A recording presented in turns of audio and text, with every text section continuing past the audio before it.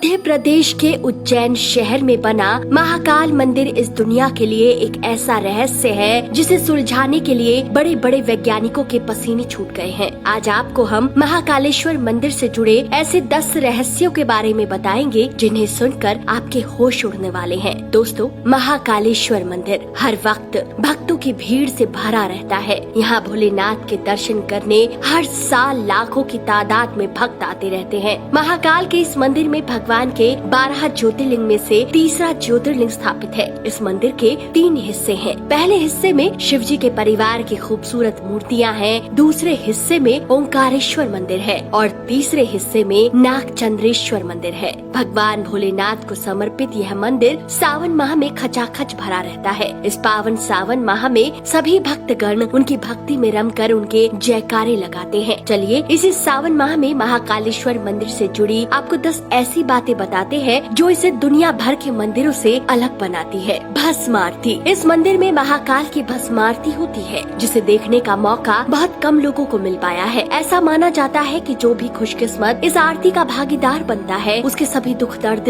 दूर होने लगते हैं। यहाँ रोज सुबह भस्म आरती होती है जिसके बाद महाकाल का अद्भुत और अनोखा श्रृंगार किया जाता है। ये दुनिया का इकलौता ऐसा मंदिर है जहाँ ऐसी आरती होती है। यहाँ भस्म आरती इसलिए होती है क्योंकि पौराणिक कथाओं के अनुसार जब शिव जी ने राक्षस दूषण का वध किया था तो उसकी राख से स्वयं का श्रृंगार किया था और महादेव भक्तों की प्रार्थना सुनकर हमेशा के लिए वहीं बस गए। तब से महाकाल की आरती भस्म से होती है। माना जाता है कि उन्हें ऐसे जगाया जाता है। भगवान को पिलाई जाती मदिरा। क्या आप जानते हैं महाकालेश्वर मंदिर के गर्भगृह में भैरव बाबा की गुफा है। यहाँ भैरव बाबा को प्रसाद की जगह मदिरा अर्पित की जाती है। भारत के किसी भी मंदिर में मदिरा ले जाना प्रतिबंधित होता है, लेकिन ये एक ऐसा इकलौता मंदिर है जहाँ मदिरा ले जाई जाती है और भैरव बाबा को अर्पित की जाती है। खास नियम बता दे, इस मंदिर के कुछ खास नियम भी है। नियमानुसार इस मंदिर की भस्म आरती में महिलाएं शामिल नहीं हो सकती हैं। अगर वो इस आरती का भाग बनना चाहती है तो उन्हें घूंघट लेना पड़ता है। भस्म आरती से पहले ज्योतिर्लिंग का जलाभिषेक किया जाता है। दर्शन के लिए किसी भी तरह के कपड़े पहने जा सकते हैं, लेकिन भस्म आरती में शामिल होने के लिए कपड़ों को लेकर कुछ विशेष नियम है। इस आरती में शामिल होने के लिए पुरुष बिना सिला कपड़ा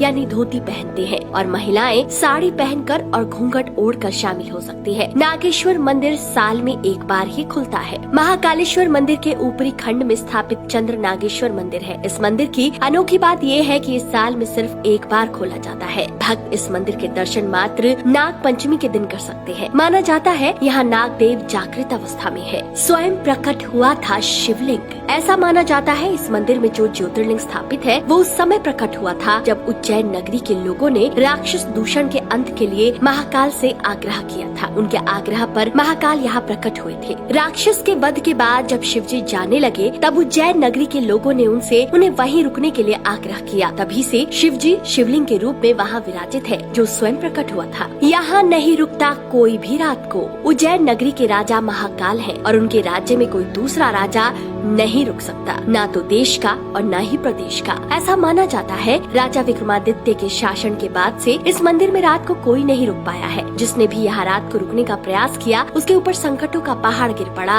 या मारा गया। इतना ही, आज भी कोई प्रधानमंत्री, राजमंत्री, मुख्यमंत्री यहाँ पर रात को रुकने का दुस्साहस नहीं करता है। चिता की ताजी भस्म से होती थी आरती। कहते हैं कि पहले यहाँ पर की जाने वाली भस्म आरती में चिता की ताजी भस्म का इस्तेमाल किया जाता था। सालों पहले यहाँ रोज एक ताजी चिता की भस्म से पूजा होती थी। एक बार उज्जैन में उनकी भस्म आरती के लिए कोई शव नहीं मिला तब पुजारी ने अपने पुत्र को मारा और उसके चिता की भस्म से उनकी आरती की। पुजारी की इस भक्ति से शिव जी प्रसन्न हुए और उन्होंने पुजारी के पुत्र को जीवन दान दिया। जीवन दान देते हुए शिव जी ने पुजारी से कहा था, आज से मेरी आरती कंडों की राख से होगी और ये कंडे कपिला गाय के गोबर से बने होंगे। दक्षिण मुखी शिवलिंग। भारत और दुनिया भर में जितने भी शिवलिंग स्थापित है उनकी जलाधारी उत्तर दिशा में है, लेकिन उज्जैन का महाकालेश्वर एकमात्र ऐसा ज्योतिर्लिंग है जिसकी जलधारी की दिशा उत्तर की ओर न होकर दक्षिण की ओर होती है। इसी कारण इस ज्योतिर्लिंग को दक्षिण मुखी महाकाल भी कहते हैं। असली शिवलिंग की जगह रखा गया दूसरा शिवलिंग। ऐसा माना जाता है कि उज्जैन के शिवलिंग को नुकसान पहुंचाने की बहुत बार कोशिश की गई। शिवलिंग को बचाने के लिए पुजारियों ने असली शिवलिंग वहां से हटाकर दूसरी सुरक्षित जगह जो महाकाल मंदिर के प्रांगण में है पर स्थापित कर दिया, जिसे आज जुना महाकाल के नाम से जाना जाता है। इस शिवलिंग की जगह दूसरा शिवलिंग स्थापित किया गया है। कुछ अन्य लोग मानते हैं कि ऐसा असली शिवलिंग से होने वाली छेड़छाड़ को रोकने के लिए किया गया। मंदिर का नाम महाकाल क्यों है? काल के दो अर्थ होते हैं, एक होता है मौत और एक होता है समय। इस मंदिर का नाम महाकाल इसलिए पड़ा क्योंकि इस मंदिर में शिव जी राक्षस दूषण का काल बन के आए थे और उन्होंने भक्तों की प्रार्थना सुनकर यहाँ समय के अंत तक रहने का आश्वासन दिया था। इसका अर्थ समय भी है क्योंकि पहले के जमाने में इसी जगह से संपूर्ण विश्व का मानक समय निर्धारित होता था। साधारण भाषा में दुनिया भर का समय उज्जैन के समय को देखकर उसके अनुसार चलता था। तो दोस्तों, इस वीडियो में फिलहाल इतना ही। मिलते हैं अगले वीडियो में एक नए रहस्य के साथ। वीडियो अच्छा लगा हो तो इस वीडियो को अधिक से अधिक महाकाल के भक्तों तक पहुँचाएं।